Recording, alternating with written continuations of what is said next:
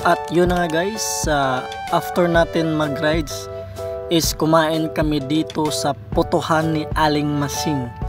Dito po yan sa Sitio Mangga, Dumlog, Toledo City.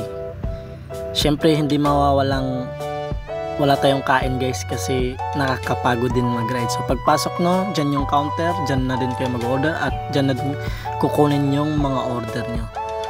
At sa paligid may mga lamesa sila, upuan, at may area din sila kung saan pwede kayong mag picture.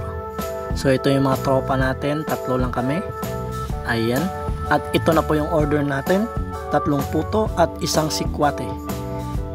Tara guys, samahan nyo kaming kumain.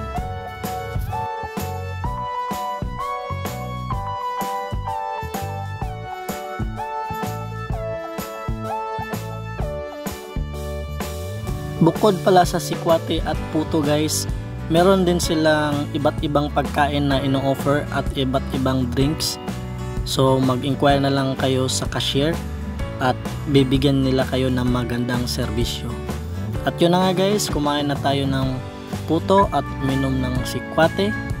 Tamang usapan lang sa ating mga tropa-tropa. Ang sarap ng feelings guys kasi galing ka sa pagod. After nung pagod, syempre kainan na. So ayun na guys. So sa lahat ng aking mga subscribers, maraming salamat. Please like, comment and share. Sa mga hindi pa nakasubscribe, please subscribe to my YouTube channel. Watch the whole video guys. Thank you.